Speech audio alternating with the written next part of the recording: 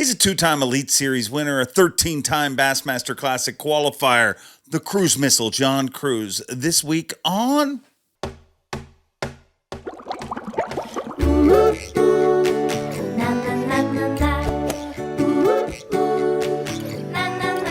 I'm Bob Cobb from the Bassmaster. Welcome to Mercer. Welcome, friends, family, freeloaders, fishing freaks. Everybody welcome here at the Awkwardly Honest Fishing Podcast, known by my last name as Mercer. It is Hump Day. Happy Hump Day. Welcome back to the podcast that happens every single Hump Day at 6 o'clock. And sometimes we throw in extra episodes, and if you haven't seen it yet, you better check out the one we dropped last Friday, which is the ultimate Jake's Take. It's Jake takes a... Well, watch it, and you'll get it. If you haven't watched it, if you have watched it, hopefully you enjoyed some hilarity. And on top of that, you know who this week's guest is because I talk about it in one of my crazy little stories. So if you haven't watched it, go back and check that out. Episode 54. This is on to 55. And as I said in that last episode, this week going to talk with John Cruz. John Cruz is an incredibly accomplished Elite Series angler, but an incredibly accomplished business person, an advocate for autism. And the coolest thing is he doesn't have a direct connection to it. And all the work that he's done with it is just amazing. And this should be a fun chat. So without further ado, let's welcome in 13-time Classic qualifier and 2-time Elite Series winner and winner in all things life, the cruise missile, John Cruz. John Cruz, I have wanted to have you on for a long time, and I'm glad we're having you on. I mean, this was the most fitting month to have you on for everything you do for autism awareness. But I've wanted to have you on for a while. I mean, that you are a voice in the industry in many ways, not just an angler, not just a winner, but also a business owner and a philanthropist, I guess, with your work through autism. Does that sound good, or does it just make me sound drunk? That sounds great. It makes me sound smart, Dave. I love it, man. I appreciate you having me on. Looking forward to it. I know your audience is continuing to grow with this because you tell great stories and you have good guests on. So like you had Big Jake on last week, and that was he's a good dude, and he's got a cool story just himself. Yeah, no, Jake said that's one of the cool things about this podcast, is we've really, a lot of podcasts talk about how many strands in a spinnerbait you need to win and that sort of thing. We stay away from fishing information as much as possible and just bring it right down to the lowest common denominator and talk about pooping and puking. And people seem to like it. And showing how professional I am. Right after I told the story about almost puking on stage, it involved you, and right away I bring you on as a guest. Is that the best? That's a nice segue. It really was. That's professional, Dave. Did you know? I've told you that story, right? Yes. Or did you know? You didn't know I was sick. I'm assuming. I did not know you were. I didn't know you were sick. No, I did not. Yeah. Well, I'm glad you said that because you would have been a total jackass if you were like, I knew you were sick. I just wanted to get that selfie of you right before you puked. I may have stalled. I may or may not have stalled even more. Just saying. Stalling is not something you do in your life, dude. You every time I talk to you, I feel like I need to apologize because my life seems so much less organized. But everything you do in your life, honestly, to compete in the Elite Series and then to compete, in the industry as far as one of the fastest growing bait companies in the last 10 years, I'd say, with missile baits. Does it ever become a nightmare for you? There's times where it gets to be a lot, but it makes me manage my time a lot better and plan ahead a lot better. Like here we are in April, and I'm planning out the details of ICAST for missile baits, all the logistics, exactly who's going. I mean, I had the condo rented, months ago. So, but as far as like all the little logistics and between now and Fork, I want to finalize all of the booth stuff and get everything that we need to have ordered. I want to get all that ordered and so I don't have to worry about it once we get closer. We're not, down to the last minute. I want to build the booth, like a month before we go. And, it just makes me plan having all this stuff going on at one time. Like this coming weekend, I'm going to be getting all my tackle ready for Fork. But Fork's not for another month, but I don't have time really to do it otherwise. So I've got to do it this coming weekend, but it's, it's good. It makes me manage my time better. And, it's all good, man. I love it. 10 years into Missile Baits, is this exactly kind of what you imagined, or is it a much bigger company than you imagined, or is it, what's your take? I didn't know. Yeah. I didn't know kind of exactly how big we would grow but we grew really fast, really quick. And then we've just had nice, steady growth, kind of ever since. And just, early on with Missile, I thought that I knew a lot about the fishing industry. And then all you have to do is start a company in the fishing industry. And then you realize you don't know as much as you thought you did. And then you have to learn it as you go, but that's fine. Being an angler on the Elite Series, it has opened so many doors, just calling buyers at a distributor and, hey, this is John Cruz. Oh, hey, John, how's it going? I mean, like right off the bat, they knew who I was. I wasn't some, dude in my basement starting a lure company to where you're like, oh, I don't know who the hell you are. It just opened up the door to where I could get people on the phone, or I could get my foot in the door with them in order to ask them questions to help learn. That paid off tremendously, especially early on. And even ever since then, just having that, the notoriety of the fishing side really helped the Missile Baits side, as well. But I didn't really know exactly how big we would get, and once a company starts growing, there's a different set of experience and skill that you need in order to continue to make your business grow, if that makes any sense. So there's one thing to be able to get your business off the ground. Then there's another set of skills that helps grow an existing business to be able to continue to grow it. So being able to navigate that with having enough capital for new products, but having enough capital to keep your inventory going and then keeping your business going. There's a lot to it. And I didn't know it. And I've really enjoyed that part of almost like relearning how to run a business, because the existing business needs to grow and you have to fuel it in order to grow it. Do you ever get stuck thinking, I mean, man, if I just focused, you're tremendously successful in the Elite Series, tremendously successful at Missile Baits, but do you ever find yourself questioning, if I just focused on one of these, how much better could I be at that? Yeah, I think yes, in some respects, but no in other respects, because they complement each other very well. And I didn't realize to what extent that they complemented each other. If I wasn't out competing on the Elite Series, then I wouldn't know, like what kind of new baits that we need to be designing, because I would be stuck in an office all the time and I might get to fish, 30, 40 days a year at most. And like now I'll probably fish 80, 90 days a year on the world's biggest stage. And I'm rooming with guys from different parts of the country. And then I'm friends with guys from different parts of the country. And they have access to different groups of anglers that know information. And that the information that you learn on the pro level is exponential versus the type of information you learn on the local level. You can absolutely become a better angler fishing local events, but your learning curve is going to be slower than what it is when you get to the national level or even the regional level, to where you're getting access to anglers, good anglers from all over. And then you start talking and you realize and you see what they're doing, and then you see what's on their deck. Then you ask them about it.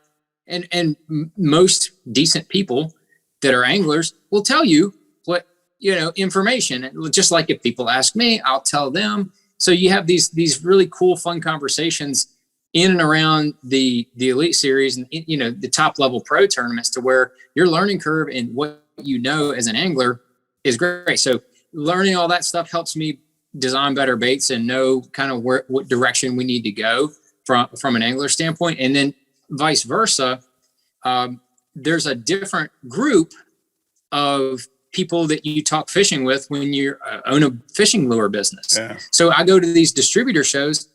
I'm talking to dealers from all over the country for the whole time. And, you know, they'll tell me, hey, have you used this lure? Hey, have you tried this crankbait? It's really good. You know, we can't keep them in stock. And the last 3 tournaments just got one on it. Okay, well, that's in, you know, East Tennessee or wherever it is. So that's not information you can just scour the internet and find. That's information that you don't get, you know, just fishing one tournament trail or a couple tournament trails. That's the only information you get by owning a fishing lure company and fishing to kind of understand what they're saying. And then it's just kind of a unique perspective, I feel like, for me, because a lot of these places I have fished, so if I have not fished their local lake, I probably fished somewhere close to them. And, you know, so people are like, oh, yeah, we're from Mississippi. Like, oh, yeah, I fished a couple tournaments on Ross Barnett. You're like, oh, yeah, well, Ross Barnett, this bluegill color's been killing them. You know, just all this data and all this, you know, stuff that you hear, it just keeps your brain cranking in fishing mode all the time. So that's why when I say they complement each other very well, that's what I mean by it. Yeah, no, I could see how they would complement each other, but I mean, I just don't know how you stay on top of it. Like when a tournament's done and everybody else is recovering or moving to the next one, I mean, dude, I have sponsors calling me now about iCast. I'm like, how can you even be thinking about iCast? It's months from now. You've already booked your room, and I'm just have to show up there too. Right. How do you stay that organized, or is that just always the way you've been your entire life? Well, so early on when I was in like high school, yeah, I figured out that when, like, you know, because I played 3 sports in high school. I love playing sports, and so during the sports season, you don't have time. Like, you know, you go to school, you get out, go to practice, get out, you go home, you eat dinner. You have like 45 minutes to get all your homework done and then take a shower and then do a few other things. And then you're going to bed. Like, you don't have time to do stuff. So your time management is kind of set for itself. So now outside of the sports seasons, I struggled with school because I didn't know how to manage my time. And I figured that out probably like my junior or senior year. And because I would come home, I was like, oh, I'll do that homework later. Next thing you know, it's bedtime. You're like, oh crap, I didn't do it. And then I was like, okay, fine. I'll do it some other time, maybe before class, hopefully quickly. And I just wasn't prepared. And, you know, like my time management skills were terrible. And then so luckily I kind of had that understanding of myself. And then when I went to college, I figured I managed my time much better. And I've kind of been like that ever since. If the more stuff I have going on, the more strict you have to be with your time management. So having the Elite Series and then the missile base thing are good for me. And then, you know, with the family and the kids, that's where you got to have priorities in your life. It's because, you know, family is always number one, and you can't get that confused. And they understand that you have to, you know, like time frame wise, you have to go to the tournaments on XYZ day or you're not going to do well. So you have to go on certain days, and they understand that. But outside of that, I mean, they're always the number one priority. And when you have a lot of stuff going on in your life, I feel like priorities are a really good way to help you with your time management. Did your recent victory earlier this year, did that change anything in your thinking? Did that prove anything to you? Or is that just you expect to win a certain amount of events, you'll have a certain amount of opportunities, and every once in a while it'll work out? Well, it took me a number of years before I won my first Elite Series event. Yeah. And then to have 12 years pass by before you win the second one, it was getting to a point where it's like, you're thinking, am I ever going to win a second one? Yeah. It just is my fishing style not conducive for wins? You know, you start thinking all these different things. So it was big for me mentally to know that things that I can win. I can win another tournament. That's not a, it can happen. It's going to happen. It's just a matter of time. So ever since then, I've been focused on not sucking. And I feel like I have sucked ever since I won. I don't feel like I've gotten any real, I did catch a 9-pounder in the last tournament. I haven't gotten any real breaks. And what I mean by breaks is, like, from a fisherman's perspective, a tournament perspective, I feel like a lot of times there's one bite that gives you the break that you need to clue you in on what you really need to be doing, whether it's an area or it's a type of presentation or what you're doing. I feel like I never have quite got that. I feel like I fished well ever since the win, but I feel like I have not quite had that one break to where, like, oh, the light bulb's off. I got it. I see it now. They're on the ends of the points, but on the inside edge, and I can just run that, and then all of a sudden you have the top 10. I haven't quite had that break, but I was like, okay, maybe I used them all up in 4 days for a little period. So maybe I just feel like it'll come back. And I always feel like that whatever your career average is, if you fished more than like 20 events or something, whatever your career average is, you'll eventually come back to that, unless you have something catastrophic going on in your life and your head is just totally up your butt. If you're nothing's going on, you're just fishing, you will come back to who you are as an angler. How often do you get those breaks in tournaments and it's just too late? You know what I mean? Like, does that sign often come, at the tail end of day 2 and you're this close to making it to day 3? Yeah, absolutely. That definitely happens, but I don't mind it as long as it comes at some point to where you can capitalize on it a little bit and kind of help yourself out in the standings. It's kind of interesting. I've known Ed Lochran, and now we're rooming together, but I've known him since I was 15. So I've known him for 25 years plus. And Ed, I told him when he first got to the Elite Series, I told him multiple times. I said, Ed, every single bite that you get every single day that you fish on the Elite Series matters. He kind of was like, what? I said, I'm telling you, dude, you'll realize it.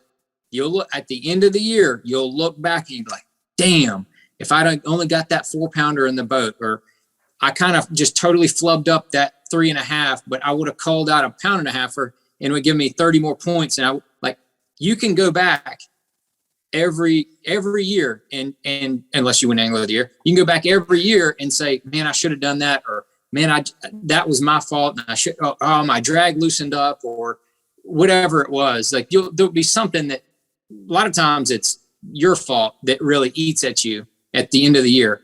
And I said, so just remember that.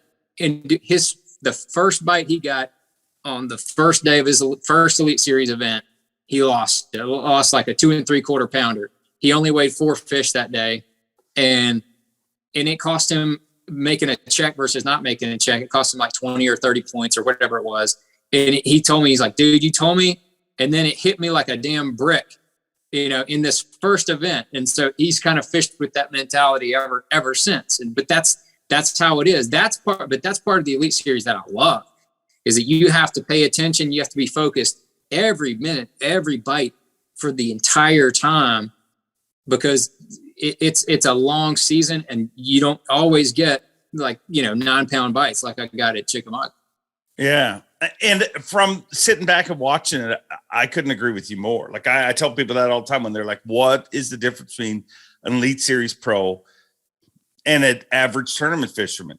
And I'm like, everything's different. If you ask me, like, the more I stare at you guys, every little nuance is taken care of, as far as, dialing in everything, whether it be electronics, whether it be just the amount of time you take changing line out. It's like every detail, and the person that can focus the most, to me, is the most dominant angler in a lot of ways, because you do see anglers out there that lose their focus. You know what I mean? You can see the way they interact with people, but you need to be dialed in. And I feel like you can get away with a lot at a lot of places. but every one of those little weaknesses gets exposed on the Elite Series in time. It might not have initially, but in time, all those weaknesses, if somebody has a weakness, it gets exposed. And there's another weakness that I've seen called work ethic.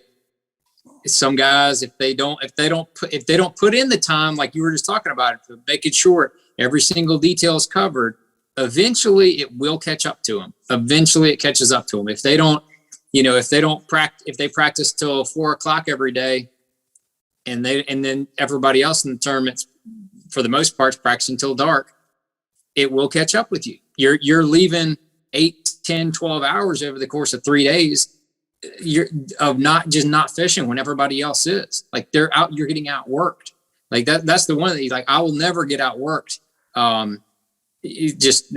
That's just poor planning, and effort right there. So that's just another big part of it. The Elite Series, there's a couple common threads as far as Elite Series anglers, because I get asked the same thing, like what makes them different. Number one, it's the most diverse group of people that have an amazing attention to detail. Yeah. In different ways. Like you look at Matt Robertson, you're like, dude, I mean, seriously, the hair and the whole outfit and everything. And he'd be like, dude, it was yesterday morning. There was 6 more leaves on that tree over there, and now they're all blooming. And there's like 4, so like, dude, they'll just tell you the most minute details about observations of their surroundings that you would never normally realize. That is like one common denominator I see with the Elite Series guys. And the guys that make it on the Elite Series are a hard working group of go They work their butt off. A lot of time on the water. A lot of guys go and do pre-fishing just because they want to go over the top with their preparation. So the hard working and just attention to detail. Everything else is kind of like everybody's who they are. Everybody's got individual characteristics and all that. But those are the 2 common denominators I see across the board. Is the Elite Series any different, in your opinion, today than it was 5 years ago? I mean, before the divorce, it really was getting to be, on the angler side, almost like a toxic work environment. And, sports teams go through this, companies go through this, whether it's, I'm talking like large corporations go through this stuff, like Ford, GE, whatever. They have these toxic environments, and it gets to be to where it's not fun anymore to do whatever it is. And I felt like that's where the anglers had gotten, not necessarily like on purpose. And I don't think any company or sports team or whatever does that on purpose either. But, a couple negative attitudes get contagious, and then they start spreading around. And I really feel like that was the whole cause for the spread. Well, whenever you have a new group of people come in, just like with sports teams, when they flush out a bunch of those bad eggs, so to speak, and bring in a new group, everything's new again, and it's new and vibrant, and that's kind of how I feel like the Elite Series was right after the split for the first couple years. Yeah, and I feel like that toxicity level is definitely tapered off. Like, it's come up and then it's tapered down and up and down. And, like a couple of us guys that have been around for a while, myself, Matt Heron, and even Zaldane, we talk about that. We talk about, like, look, we're not going to let negative energy ever get back into the Elite Series if we can help it. And so that's why we consciously, talk about it, to make sure that does not happen again. Nothing's ever perfect. I mean, grass is never perfect. We're never perfect. And you got to accept that part of it. But the negative energy, and if people have a grudge, let's address it. Let's talk about it, and let's work through it. And I feel like that we have been really able to do that in the last couple of years very well. And I think that's the biggest difference is the energy level. The competition level, it's the names have changed, but the competition has not. It is, I mean, the dudes we have on there now are hammers. And now we're back to the point where we're culling out anglers at the bottom and bringing in new blood.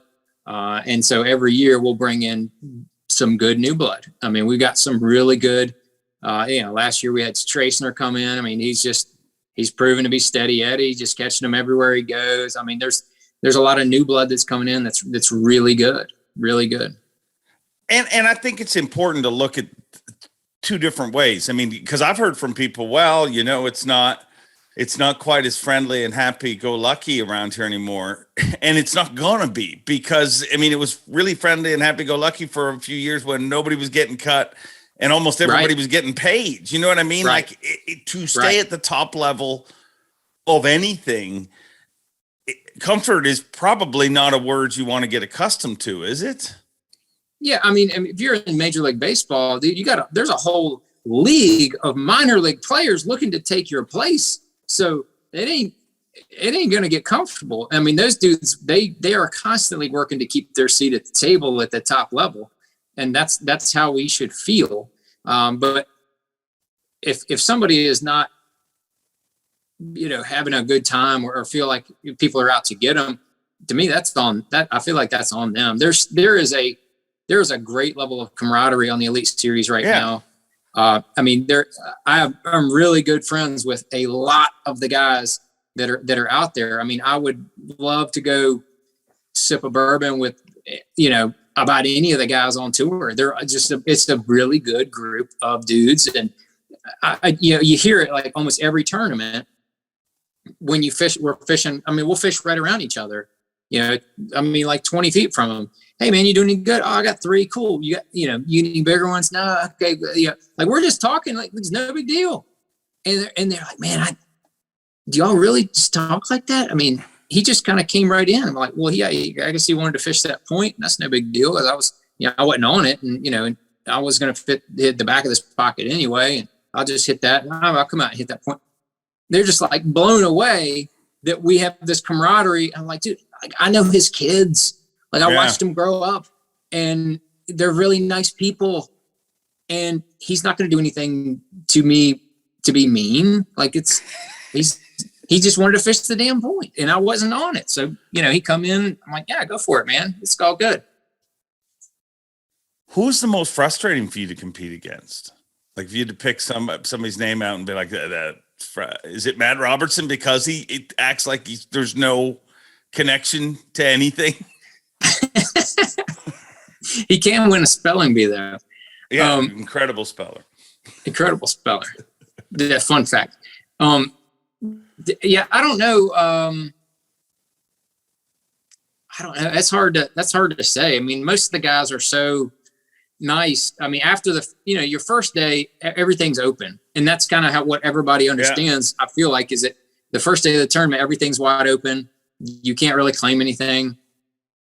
But there's a lot of respect that everybody has for each other. I feel like at the Elite Series now, when guys are doing well, like, dude, you're in third, man. Go ahead. Nah, you go ahead. Just fish whatever you want to first off. I'm right on the check line, man. Just go for it. Like a lot of when we went to Rodman at the St. John's, I was leading after the first day.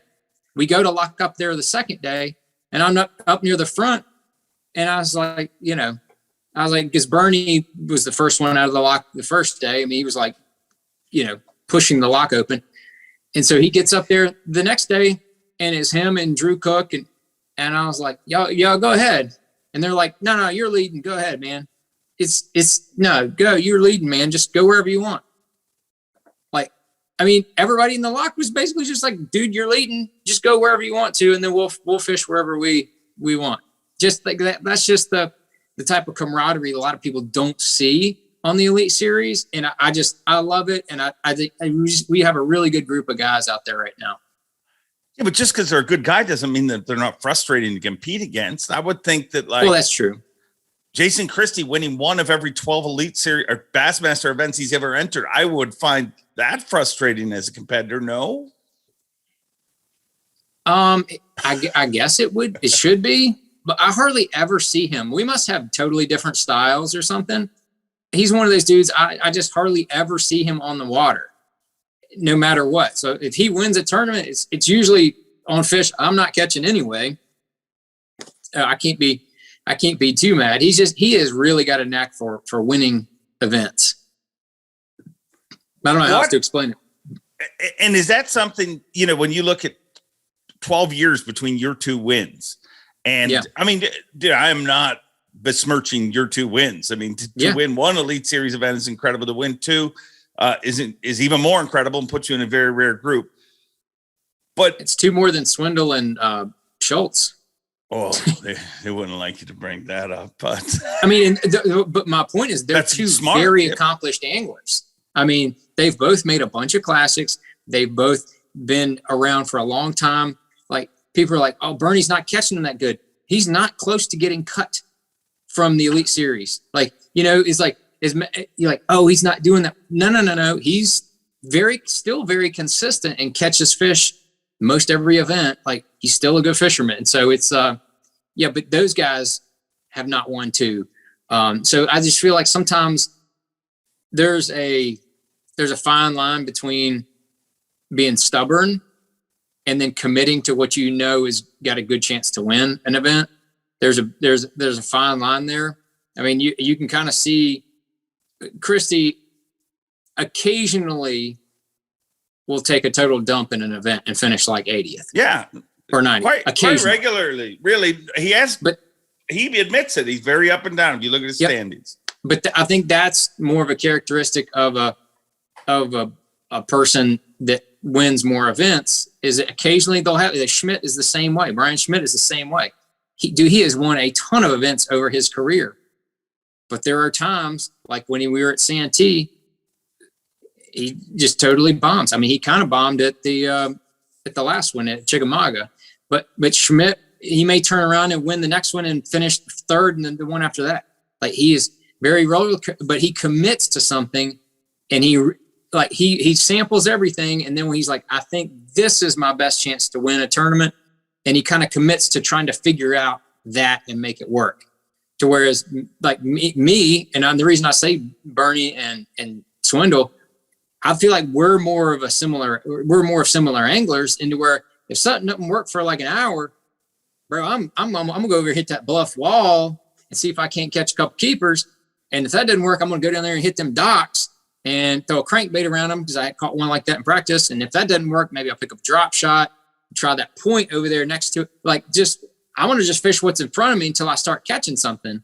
So even though I'm in a tournament, like that I feel like helps me make more classics. I mean, Swindle seems to make about every classic every year, because he's a versatile guy. But that same versatility can screw you over from winning tournaments, because you don't commit to something that you probably should, if that makes any sense. Makes sense. I think you're incredibly versatile. When you're just listening to you talk about Brian Schmidt and Ed Loughran, two guys who you room with now, I believe. You used to room with Ish and Ike. Yep. I mean, it really doesn't feel like there's much of a pattern between those people. Or is there a side of Ed Loughran and Brian Schmidt that I have not seen, and it's very Ish and Ike-esque? They're all very good people, but you are 100% correct. They are all four very different individual people. I mean, I loved rooming with Ish, and I hope he comes back and requalifies for the elites. I miss him. We still talk once a week or every other week or whatever. And, like I'm his biggest fan and he's my biggest fan. We always text each other when we're fishing events and stuff. But, Ike's got so much stuff. He's like, you think I got a lot of stuff going on, man. He's got just tons of stuff going on. And he and I both almost agree that when you go to the tournaments and start fishing, you really kind of unplug from all that stuff. And it's like it recharges your batteries to when you go home and get back in the office and you get back to having two screens in front of you and all that kind of stuff. It recharges your batteries when you get to go and just kind of unplug, and all you think about is how to catch your bass for a week. And then you drive home and think about why you wish you could have caught more bass. And then you come back and, you're ready to kind of get this going again. But yeah, there are a lot of different people, different personalities in that group. Yeah, big time. Big time. And I really like all four of those Yes. folks. I mean, they're great people, but very, very different. Do you watch live after a bad one? Because it's kind of all over the board. You got some anglers who don't, and some anglers that are like, yes, I study everything and what I missed and that sort of thing. Where are you at with that? Maybe one out of every like 3 or 4 tournaments that I'll watch live going home. Sometimes I'm so mad about the whole event that I keep replaying everything that I did and trying to learn from my own mistakes that I feel like in the event. And I usually don't go back and watch old event. Like if we're going to the St. Lawrence, and the last handful of times I've totally sucked up there, but I don't feel like I'm going to go watch where those guys fished last year or 2 years ago when we fished out of Clayton. I'm not going to go watch that and try to duplicate that. I'm a huge proponent that places change every time. I don't care if you go, if we went there the exact same week 2 years ago, it's still going to be different. Like the grass and some of the shallows are going to be different. These smallmouth are notoriously nomadic. A sample of 1 week doesn't tell me enough to be able to okay, these are the 5, 6, 8, 10 areas that I need to look to find out where that really big school of smallmouth is. So I don't put all of my eggs in what happened at 1 week. I've been doing it for so long. I've seen that come back and roast guys. I know other guys who are yeah, I went, and a lot of times you wherever Taku was fishing, I promise you, I could run from Clayton down to Chameau and I'll see wherever Taku was fishing because there'll probably be 5 boats on it. And so that's probably going to be screwed. And if it's any good, it's going to be a party there anyway. So I try to fish fresh. I like listening to how guys caught them and what they talk about as far as how the fish were biting, what kind of stuff they were on, why they thought they were sitting there, what depth range were they in. That's information I want to know as far as exact locations and too much specifics. I don't even want to know about it. Don't want to know. So you lock it all out.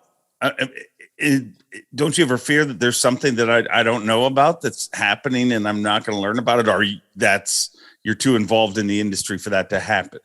No, I mean, if there's something that's going down, I want to figure it out organically, so to speak. I don't know. That's kind of the way I feel about it. Now it's funny because Ed is more of a student of the game. He watches a lot of live, even the old stuff, because he always is trying to learn. But you got to remember, he's in a courtroom or reading law documents and filing briefings and stuff during the normal part of the day. So he doesn't really, unless he's calling a friend of his and talking fishing, he doesn't have access to fishing once he leaves a tournament. So that's kind of his only access to factual, good fishing information. To whereas, I'm talking with, Mark, our warehouse manager, good fisherman. Andy Thomason, who's fishing the opens. He works in here part-time. We talk, Alex, our inventory specialist, he is diehard. Dude, he fished that James River Open as a co-angler, then came back and fished the tournament on Saturday at Smith Mountain, and then just went fun fishing on Sunday. So there's a lot of fishing talk just in the office, much less the dealers and everything else. So I'm constantly in the fishing mentality. So that's part of the reason I don't like getting on the live, is because it just, I don't know, I feel like it gets jumbled up. And then I hate trying to recreate somebody else's success, if that makes any sense. It's weird because you hear it so much. You hear people say, oh, don't listen to Doc Talk and do your own thing and everything. But it is insane in the way that people do that. But it doesn't matter what year of Elite Series Pro come in, whether it be your rookie class, however many years ago that was, or today's rookie class. It's almost nobody listens to it. like a year later, you hear from them all and they're like, I'm not listening to Doc Talk. I'm fishing my own way. Why is that so hard to block out? Because everybody talks about it, but people aren't able to block it out for whatever reason. I always tell people, like especially a lot of younger people that are just kind of getting into it. It's like, man, it's really, really, really hard to catch other people's fish. Yeah. And I mean, I've been doing it for a long time. I don't want to know. I really don't really care to know where you're fishing. But like, if the lower end of the lake's got nothing but grass and the upper end, the lake's got none, that's information I would like to know. But you're like, man, you need to go to this one waypoint. Like, dude, get it. No, we're done now. We're done talking. When you said waypoint, we're done. I want to know what depth range, what type of cover are you looking for? Is there like, that's information that's pertinent and good for me to listen to and to know. And most people on the dock, per se, dock talk, that's not, they're like, man, I caught him on a June bug, purple flake lizard. That's the deal. Like, dude, you just told me nothing. Like you might as well have not even told me that you caught 42 fish on this lizard. I don't care. But if you said, dude, you check out them secondary points, the ones with gravel on them, that's where they're like, boom, I'll figure out how to catch them. You just told me, like, oh, I've seen that. They must be post spawn because they're on the secondary points with gravel. Interesting. Okay. I'll figure that out. And then like, that's good information. But I mean, with the Elite Series, we can't get any local information, but this is the type of information that we like tend to share within our household, as far as like the roommates and stuff. Like, dude, little gravel point, secondary, you might want to, like, okay, okay, good information. Thanks. And like, that's what we, me and Ike and Ish, that's what we would talk about is depth ranges and, reaction bait or no, jig. Okay, cool. Jig. Got it. Like, that's the kind of information that really did. So I'll tell you one quick story on that front. Back in the day, we went to like Falcon. It was the one that Combs won. It's the one I got the Century belt with. So we go there. I'm flipping a D-bomb all day. There's all these mesquite trees in the water. I'm flipping D-bomb. And at noon, I get my first bite. It's 5-pounder. Put it in the boat. Fished 2 more hours. Never had another bite. I was like, this lake is dead. I don't know what's going on. Ish calls me. He's like, dude, I have not had a bite since I've been here. He had just made a top 10, drove down, got on the water mid-morning, and fished for like 4 or 5 hours, never had a bite. I said, dude, I don't know. And so we're talking about it. And he said, man, is this place just dead? Like, did all the fish just get, caught in these gill nets? Like, what? I don't know, dude. And then we're talking and kind of talking this thing out. And I said, dude, I got an idea. I said, if it works, I'll call you back quick. He said, all right. So I tied on a missile crawl. It's like a straight bait that we made. We discontinued it since, but it's a little straight bait with no action. First, I stood up, first pitch with it. I got a bite. It's like a 14-incher. Like, oh my God. Like, that's weird. Second pitch, I had like a 12-incher. I said, dude, I hadn't had 2 bites all day, and I just had 2 bites and 2 flips. I made 2 or 3 pitches, nothing. I said, man, those bushes on that point over there look good. So I trolling motored over to that first bush I flipped in, 3-pounder. 2 or 3 bushes later, I lifted a 5 up out of there, and he came off. So I called Ish back. I'm like, dude, they're on the missile crawl. He's like, what? I said, try it. I just got 4 bites since I've talked to you. He goes, are you kidding? I said, no, I just lost a 5. He goes, okay. Well, I never heard anything from him. And so I fished basically till dark, and I run around, had a number of bites. I get back to the house. Ish is over there just cooking food, like no big deal. And I come out, I walk over. I was like, dude, so what happened? He turns to me, he looks, he goes, it was dumb. I had 20 bites. He goes, that's the deal. And then like turned back around and kept like, that was it. Like that was the deal. And he finished 12th and I finished 3rd in that tournament. I think is what it was. So just when you figured out that's that kind of little nugget information I was talking about earlier. Like sometimes you don't get that nugget during the course of a tournament or practice or whatever to be able to kind of move it into a top 5 finish or even a good finish. And to me, it's frustrating because I'm, like we're talking about attention to detail stuff. I'm always looking for like, is this the sign? Is this the sign? Was this bite the sign? Was that fish blowing up over there the sign? Let me look. And then, so I'm constantly being positive and thinking maybe this was the sign, and trying to figure out what that sign is that's going to turn into a good tournament. How often does the sign actually become the decoy? Because I find it happening to me all the time where I'm like, they're on this, look out. And then 2 hours later, I found out that they were not on that. It was just one dumb one. 100%. It definitely does. I mean, that's the balance that you've got to figure out. Was it really a sign?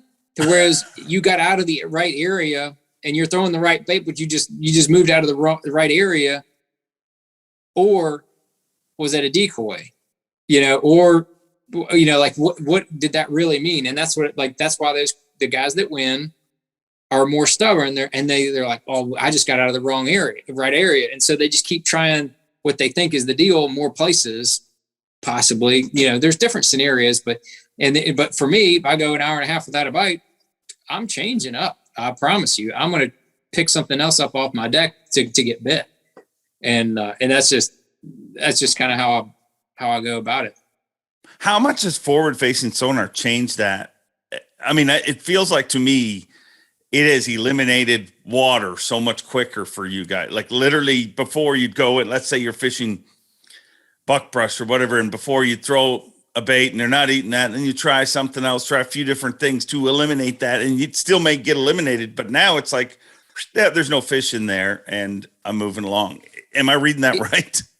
To an extent, yeah. That's especially deeper fishing, brush piles, points, things like that. You can just kind of scan them, and if you got your stuff set up properly, you can really see if there's life down there or if there's not. You can see fish. Sometimes they're catfish, sometimes they're big crappie, whatever. But you can see life down there versus no life. There's not certainty that they're bass or whatever. So I learned that last year up at Lake Champlain and on the St. Lawrence. You get the water so clear up there, you can see some of these shallower shoals. And I would scan around and I would visually look at my forward-facing sonar. A lot of those shoals have those suckers swimming around on them. And a sucker is about the same size as a smallmouth, and it looks damn just like a smallmouth on the forward-facing sonar. But if it was windy conditions, man, I would be throwing to beat the band to try to catch that sucker and thinking it was a smallmouth. I mean, and sometimes they'll be in like little 2-fish groups and look like 2 smallmouth swimming around, but they're not. So you can be fooled by the forward-facing sonar as well, and that's why I've kind of, since I've really gotten acquainted with it last year, I use it for finding cover probably more than I use for actually finding the fish. So I don't waste time. I scan around. I'm like, whoop, brush pile. I throw in there, and then I'll look down. I'm like, is there anything in it? Let's see. Sometimes you'll throw down there, you won't see a fish in the brush pile, and then all of a sudden it goes thump, and you set the hook, and then you're like, oh, there, now I see him. So you don't always see every fish, but if I'm looking for a stump, a ditch, rock pile, something like that, you can find it in a jiffy on the forward facing, and then make your precise, just right, exact cast the first time. You don't have to throw out 3 times. Oh, I finally hit it. There's none of that crap. You're throwing right to it. The 360 sees everything. Yeah. And the 360 is, I think, a great complement to the forward facing sonar. So you can look, you're like, oh, the rock pile is way over here to the right. You scan yep, there it is. And then you make your cast. So the two of those complement each other for the way I fish. All right. I want to talk to you about something totally different. And obviously it's something near and dear to my heart. And I can't state this enough because I've said it a bunch of times on stage. Everything you do with autism awareness, I mean, first of all, thank you. As the father of an amazing autistic child, I thank you. But what amazes me, John, is you look at most people who start any charitable endeavor. Generally, it's because my brother, my sister, my kid, my partner, Right. whoever, they're dealing with this, and that's why I did it. You obviously know a lot of people with autism now. We all do. Yep. But when you started this, I mean, there wasn't like a tie-in that way, was there? I mean, when you started looking at this as a cause that you were going to champion. No, yeah. I mean, there was some voices trying to pioneer it, but Bass gives us a huge platform to do whatever we want to do. It's a huge media platform, and that's the way I look at what Bass is. I mean, it's a great tournament organization, but it is a media organization, and it gives us a platform to make a name for ourselves, to make a name for companies we're associated with, and for charitable causes. And that's the way I look at it. And, just like you said, for most causes, most charitable causes, people, it's the you don't have it till you have it mentality. But I'm blessed that I don't have anything directly affecting me and my family that I feel like I need to champion that cause. So I feel like it almost gives more credibility to somebody who's not directly affected with whatever, whether it's cancer or autism or anything, any cause. If you're not directly affected by it, I feel like you almost get, like, it's not like, well, it's not self-serving is what I'm getting at. It's not self-serving. It's really trying to use the platform for I feel like what it's intended for, and, raising money, raising awareness for whichever cause. April is a great tie-in for a bass angler because everybody's fishing in April, and, Bassmaster traditionally, I don't know of a year we've ever not had a tournament in the month of April. Some months we have two, sometimes some years we have two, some one, whatever. But I mean, we're always fishing in April. April's an amazing month to fish, pretty much no matter where you are, except for maybe, I don't know if the water's still a little hard up there, but most spots, unfortunately. Most spots, but yeah, the rest, the continental United States, it's getting good. It's getting good. So everybody's fishing, and I think it's a good, fun way to get people excited about fishing with a cause, so to speak, and kind of bringing it full circle, and it ties into the national autism awareness. I love it. I love everything about it. Yeah, it's a great campaign, and everything you do, different stuff every year. This year you're auctioning off a bunch of items, I know, and if you're listening to this on Wednesday, you still have time to try it, and I'll put a link in the comments and stuff down below to make sure everybody can get through to that. But every year it's something different, and one of the things that I promised you at the event, and I've done some research here, John, I said I would donate $1 for each pound of fish that was weighed in at Chickamauga. There was 3,028 pounds in total that was weighed in. Wow. So I'll make a donation of $3,028. And I don't think there's any way you guys can do it, but if you can make sure this video gets 3,028 likes, I will double my donation. But I highly doubt there's not that many people that would ever like us. But if they do, I will gladly pay that. Okay. Well, I'll accept that challenge and see if I can get as many people on my end to go like the video and double up your commitment. I mean, the commitment you made is amazing. And you did happen to pick one of the events where the weight total was probably one of the heavier totals, except for maybe fork. So luckily that was the one that fell in April, at least for the autism cause. Yeah. And I mean, I thought it would have been bigger than that, to be honest. This chick was kind of off this time around. Do you think, back to the chick thing real quick, not to leave the autism thing totally, but do you think anglers, because we heard a lot of humdrumming the first few days of that event, and I know it wasn't easy, but do you think when you go to a body of water like Chick that has such a big reputation, we're going to catch giants, if it's anything off of what people are expecting, the spiral becomes quicker? Like, you know what I mean? People start to hate on it a little quicker. Would you agree with that? Yeah, when the reputation precedes a fishery, but honestly, today the Chick, I never caught a limit either day. Those are the first and only 2 days this year that I've not caught a limit. And looking at the rest of the schedule, it could be the only 2 days for the whole year that I don't catch 5. I don't know what Hawaii is supposed to be amazing up there at Mowbridge. And, so I would be surprised if I was not able to catch a limit the rest of the season. So that, to me, that's a big tell on the number of keeper size bass that are available. Cause it's like we just talked about, I'm versatile. I fished a bunch of different ways. I didn't just like overcommit to one thing.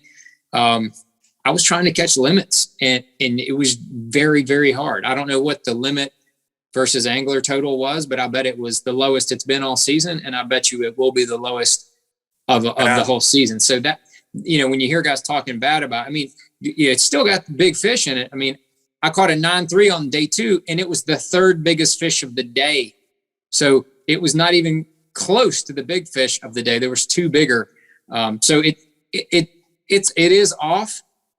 They do heavy restocking efforts, but as long as that place can sustain a good percentage of grass, it doesn't have as much grass in it as say like Gunnersville.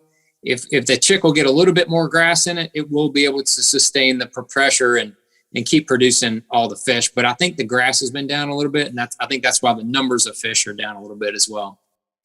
Yeah, and I'm looking at numbers here. We had, I think we had 61 limits on day 1 and 54 on day 2. So those are full field days. So you're averaging kind of around 40 people without almost half the field without a limit, which is so rare. I said that when I got off stage after day 1. I'm like, I don't know how many non-limits there were, but I do not remember a tournament. And honestly, that includes Orange and everywhere where that many guys did not get a limit. That's right. Yeah, I think that's just where the numbers of keeper size bass in that place are down significantly from I think it's just from a result of the pressure that it's been getting. I don't think the fish are that much smarter. I think we did kind of hit it at a little bit of an awkward time. Yeah. But still, even at that, it's a little off, and I think it'll cycle back around. It's a really good fishery. It's got tons of good fresh water coming in it, and got a lot of flats. It'll be fine. Still got a lot of bait fish. It'll be fine. Yeah, it'll be fine. And a major reason to know it'll be fine. I was talking to some locals there. Just look at the community. There's no way that fishery won't be fine because the community continues to grow and grow, and they're growing for one reason, because of that body of water. That's why there's so many more hotels and stuff. So I don't think it's in trouble or anything, but you can't expect a fishery to always deliver, with the amount of pressure that some of these fisheries are getting, and more so in the last few years than ever in the past. I've seen Gunnersville go through some downturns as well. And it gets absolutely pounded. Gunnersville is world famous, and Chickamauga is kind of getting to that status, and it's getting the same amount of pressure. Gunnersville is a touch bigger, but for the last handful of years, it's had way more grass. I think that something like 40 to 50% of the surface area has got grass, which is the cover that they need to survive and hide and get away from all the lures beating them in the head. And so that's what the chick. I don't know what the chick is, but I would guess it's in the 10% range. And hopefully that'll get up to, 30-40% here before too long. Get that grass going. It'll be fine. So how else can they support your autism efforts, or how do they keep up with what you're doing? Because I think it's awesome. So for the autism, it goes right back to kind of the way I set up the auctions. I'm auctioning off 3 items, a bull shad, bull glide that's autism painted. I've got a custom crankbait, and then I've got a 6-gill fishing rod that's their highest end rod. I've actually got them all right here. I'll show everybody. There's the rod. Nothing fancy, but it's a $400 retail rod. And then this is the that's it. There you go. That's it. And then there's the handmade crankbait. Those are the 3 items that we're auctioning off, and they're all going to 3 different charities. One's going to Autism Speaks, one's going to Autism Society of America, and then the other one's going to the Doug Flutie Jr. Foundation. But I'm going to take the total from all 3 of those auctions, which is currently over $800, take that, and then I'm going to make a donation in that amount to my local autism charity. So if you want to do a national autism charity, Those three I listed are as big as, big names as they come. Or Google autism centers near where you live. Might be surprised how close, and you may have multiple ones close to you, but that's where a lot of the real work is done for helping people get treatment and helping families to understand how to deal with their child that has autism. So that's where they need the most funding, in my opinion. So I think donating to the local level is the best way to go if you're in doubt. Yeah, great.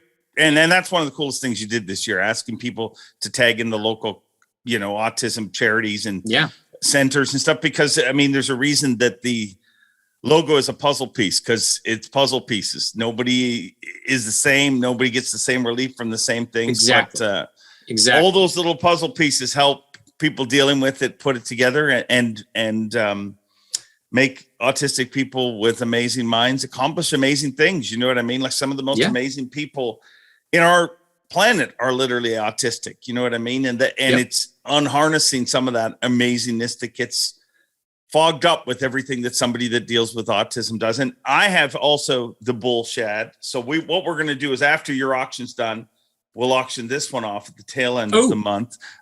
So if you don't get that one, don't go anywhere. We'll see what we can do and get that auctioned off at the tail end of the month. And thank you, John, for doing that. Honestly, I mean, sure. And I've told you this before, it's hard for me to talk about, weirdly, because like you said at the beginning, when you've got somebody who's dealing with this, you kind of feel like, you're beating on a drum that's too close to home. I don't know. You know what I mean? It's just weird too.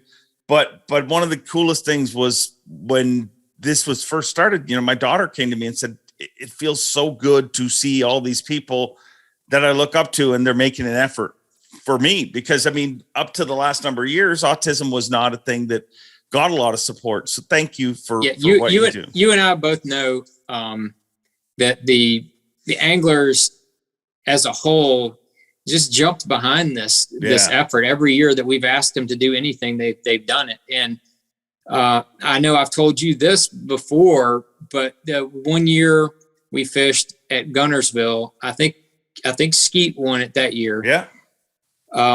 We did the flags on the light poles. Yeah. And we gave them out at the meeting. And when I was idling in to the takeoff, we were in the small boat harbor right there by the bridge.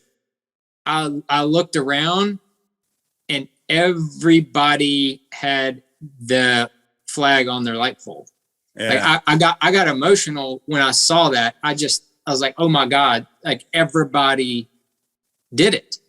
I mean, to get all of our guys to take something and put it on their boat in a quick fashion takes an act of Congress. That told me everybody supported the cause enough to make an effort to put it on their poles and do it. And I got parked, and I thought, I was like, oh my God, 100% of the people. Well, not 100%, because almost rammed my boat, like pulls up next to me as I'm idling in, and it was Rick Clunn, and he's like, John, I can't find my flag. He's like in a panic. I can't find my flag. Do you have an extra one? I need to put it on my light pole. I said, yeah, actually, Rick, I got a few extras, sure. So I gave him one. He immediately put it on his pole. And it was just like, he was in a panic because he couldn't find it. And that just shows the kind of support that we've had from everybody for our efforts. It's been great. Yeah. Yeah. And I always say that's one of the things that makes it stand us apart from other things, because a lot of things are league driven. You guys as anglers, you chaired it to them, and the anglers have always picked up and done a great job. So thank you all very much. Now for something completely different. We started talking about poop.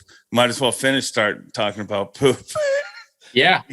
I mean, it seems to be a pattern. Have you had any issues on the water, John, at all? Or it doesn't have to be you. It can be about another angler if you've got a great story.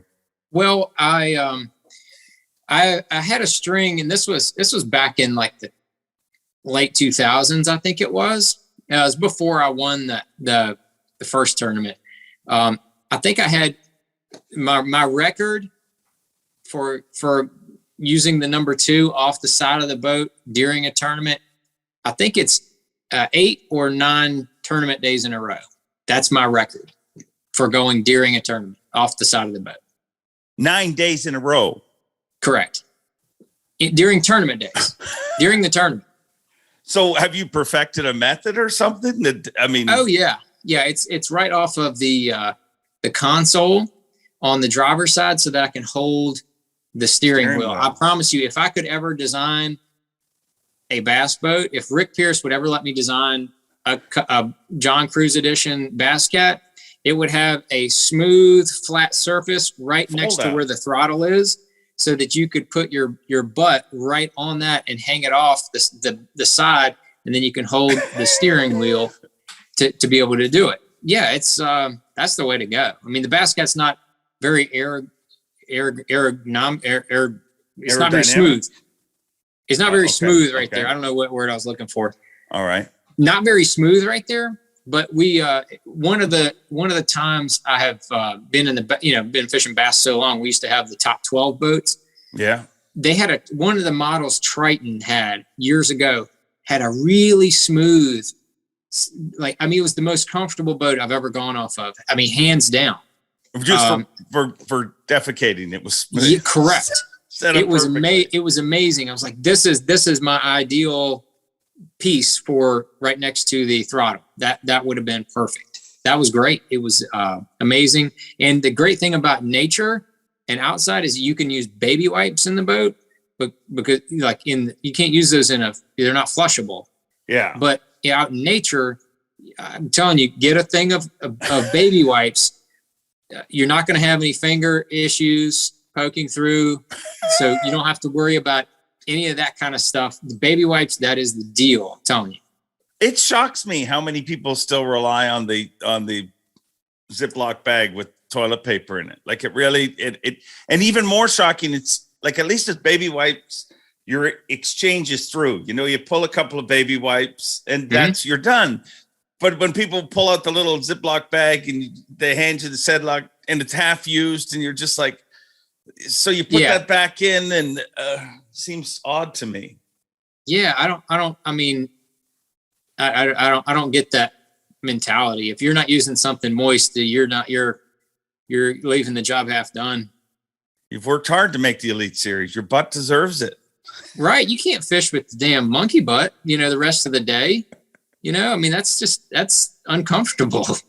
So 9 competition days in a row. Did it get to a point where you would was this was before Marshall? So this was with co-anglers, I'm assuming? Correct. Yes. Yep. So did it get to a point where you were like, just so you know, the last 7 dudes I've spent a day in the water with saw this, and there's a good chance you will? Yeah. It's funny. Everybody kind of reacts differently to it when you're like, hey, look, it's getting ready to go down, and it's going to go down right here, and this is what I'm going to do. And some people are like, yeah, cool. They walk to the front, they look the other way. Some people kind of like, they don't know, like, where do I go? I'm like, I don't give a, that's what you do. Like, I just told you what I'm doing. I don't care what you do.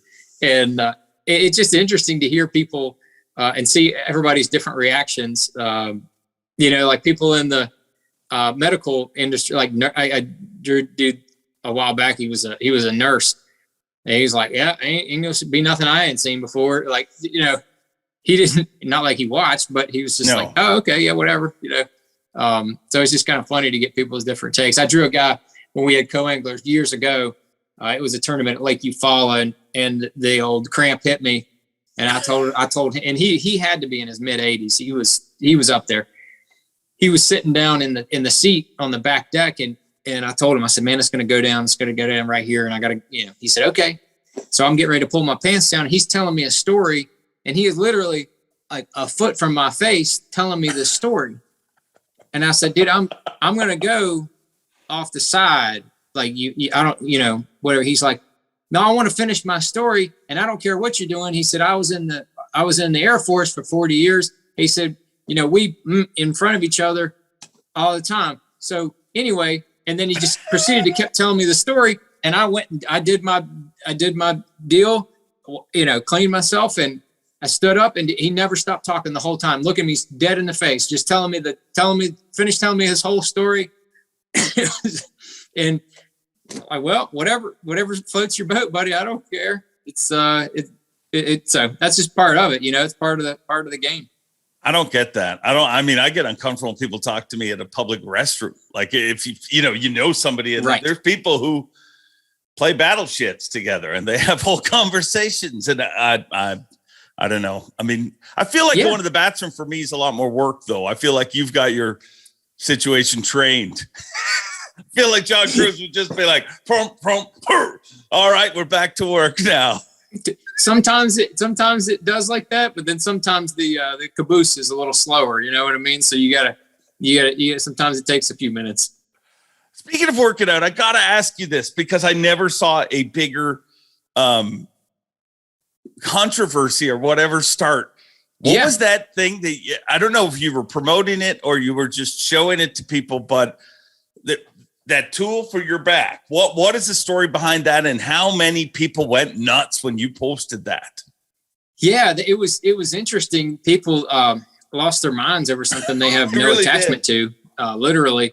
But it was a device that Ken Hoover, who I know Ken, he passed away last year, and Ken probably, I think it was October timeframe, called me up one day and he said, man, you need to get one of these devices. I said, okay, what is it? And so he explained to me what it does. Long story short, it's called the NeuroPack. And it was initially designed to help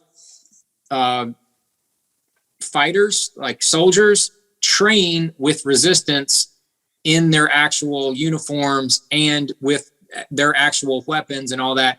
They could train with that, but with resistance, so that they could, simulate, a resistance, but through their same motion that they're going to be doing to help them, get combat ready quicker. Well, that's kind of where it started. Once they started getting data back from these studies, it has immense benefits because it stimulates your nervous system in a way to where it's like stimulates basically your fast twitch muscle fibers more. It's not anything. It's not for bodybuilders. It's for athletes. It's for people that function and do specific work. It's for volleyball players, football players, baseball players, food service people, people that use their body for a certain activity. So why not use it for fishing? And Ken knows that he's a total nut about working out, and he's total nut about nutrition and all that kind of stuff. And so we had a lot of great conversations, and he told me, he said, man, out of, all the 40 some years I've been doing it, this is one of the coolest, most effective things you'll ever use, John. You need it. So I said, all right, fine. So I got one, started playing around with it, actually had an opportunity to invest into the company because it's a startup company. Yeah. And I did. So I was like, well, I'm an investor. I might as well start talking about it. So then all I had to do was post one video about it, and people were like, man, these pros will do anything for money. Like, dude, actually I gave them money to help with their company.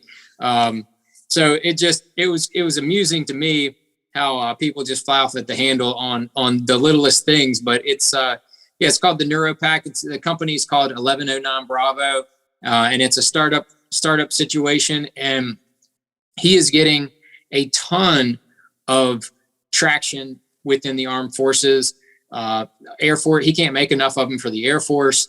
Wow. And now the Army and the Marines, they're after him and want more. So he's like, all this Department of Defense stuff is almost taking precedent over the regular retail market currently. But PGA Superstores, those huge golf stores, they want exclusive rights to it because they did their research with this unit, and they saw the immediate difference it made on people hitting drivers, clubs longer in swing speed.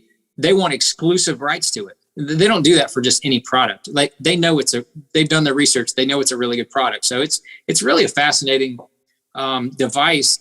And I think that you'll, like, in the next 3 years, you'll see hockey players, you'll see football players warming up with this device on, and they'll be using it regularly in practices because it actually does stimulate in a way nothing else that they can recreate does. Did you have any idea that people would go? Isn't it like when you were posting the page, like, did you think, there's going to be some hate? I didn't know it would be to the degree it was, to be honest with you. I was thinking I would post it and it would just be like, whatever, the same kind of thing, like 20 people like it or something. It went nuts. Yeah. And people would call me and they're like, man, this is terrible. I'm like, no, this is fantastic. Like, are you kidding me? The more people comment, the more other people want to comment. And I was like, and they're like, well, they're saying a lot of negative stuff. I'm like, dude, the internet will correct itself. That's what I always say. It will correct itself. Like, if I say something stupid on this podcast, somebody will drop it down there in the comments and go, can you believe Cruz said that? He was completely incorrect. It was 27, not 23. Whatever. Like, the internet will correct itself. Yeah. Like, it will be corrected. So I wouldn't worry about it. I thought the traction and the interest in it was amazing. He said that he had like his website traffic went through the roof after I made those posts, and they actually had a number of people purchase them right after the post. So there were enough people that were interested enough and understood the concept enough to go ahead and buy a couple. So it was interesting. It was cool. Yeah, no, I was just blown away by how crazy it got. You know what I mean? And that's also like my experience in social media. You'll do some things that you're like, man, people are going to go nuts for this. And they kind of, And then you do other things that you're just like, yeah, this is something I've been using. And people go crazy like they did on. Yeah. You never know. That's why they call it viral. You never know what's going to go viral sometimes. Yeah. Yeah. Probably not this though. Maybe other things, but probably maybe. Well, we'll see what we can do to get you up to 3,000 likes. 3,028. 3,028, and I will double my donation. John Cruz, thank you for hanging out with me for a little while. I know we went all over the place, but thank you for everything you do, and thank you for being the person that you are. Yeah, man, I appreciate you, and think about you often. And we'll be seeing you here in a couple weeks here at Lake Fork. I know a place that's a place that we kind of got to know each other really back in the day with the TTBC and all that kind of stuff. So do you feel like emotionally attached to Lake Fork a little bit? Yeah, big time. I mean, really, that without Lake Fork, I wouldn't have this job. You know what I mean? Without Lenny Francoeur and all the folks from Gulf States and Octagon that put that event together, there's no way I'd have this job. And last year, when I had COVID, I missed that event, which made it even worse. So I'm hoping to stay healthy and be at that event this year. But yeah, no, it's amazing to come home. Like, I do really feel like I'm going home when I go there, because without that event, and it's also that community, because the TTBC was just such a weird event to be part of, because it was such a big event, but every branch of that community made it what it was. So you got to know, all the local law enforcement, all the local, everybody, so so yeah, I'm looking forward to Lake Fork and making it to that one this year. I was so frustrated last year, dude. You can imagine how frustrating it would be. Like, I mean, I don't accomplish a lot in my world. Like, I just announce the guys who are making accomplishments. So when you have that as a living, you take a pride in that. And you're right. So I'm watching Lee Livesey catch giant after giant. And I'm like, are you kidding me? So Lee is going to break the all-time record. And Hank, who is doing a great job filling in for me, but I've been up there for a decade, and Hank is going to get this. But I thank him. It was Hank and Davey were tag teaming that, right? Yeah, well, Davey was supposed to, and then he couldn't either. So Hank did it all. So yeah, no, it was a different one, but I plan to be there at all the events this year and not miss any of them, because that's weird for me. Weirdly enough, not being at them, that's when it really hits. Like, the morning takeoff and stuff, you're just like, wow, it's not so bad to sleep in. But when you watch the weigh-in and you're like, wait a second, I like doing that job. Right, that's my job, bro. Yeah. People still Like win. that's how I feel watching day 3 and day 4 weigh-ins when I don't make the cuts. Yeah. I'm like, I should be that looks like a fun tournament. I should have fished in that one. That's exactly what I say. Like, God, man, I wish I could have fished that tournament. That looked like way more fun than what I did. Well, the best way to be successful in a tournament is not to actually be competing in that tournament. You know that.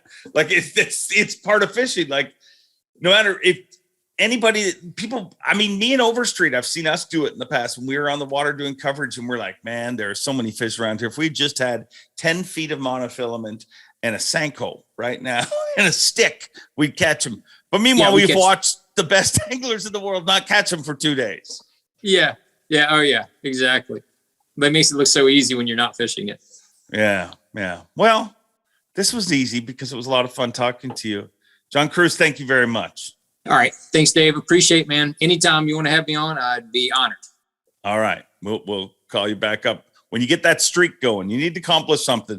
Get that poop streak going. I need to eat number 9 in thread. That helps. Eat a big meal. Okay. All right. I'll be checking with you at the next tournament to see how that goes.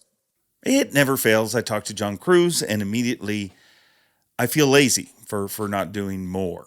But I thank you, John Cruz, for coming by the podcast and sharing with us some of your thoughts in life and everything you do for autism. And remember, 3,028 likes. If we can get this show can get 3,028 likes, I will double my donation to autism, which is already $3,028, because that's $1 for every pound that was weighed in the last Elite Series event. Do your part and give it a like. Even if you don't like me, you can still like this, and it'll raise some money for a great, great cause. But thank you all for tuning in. Also, make sure to check out the links down below.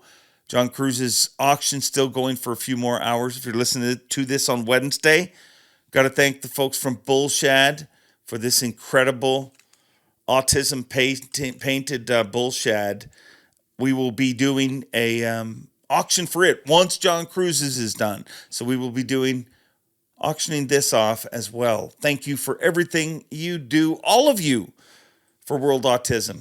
You make a lot of people feel very, very special. And I thank you for listening to this. Make sure you get lots of likes. We'll see you next week. And take it away, Uncle Bob. Thanks for watching. Please like, comment, and subscribe, because Bob Cobb of the Bassmaster told you to. You hear?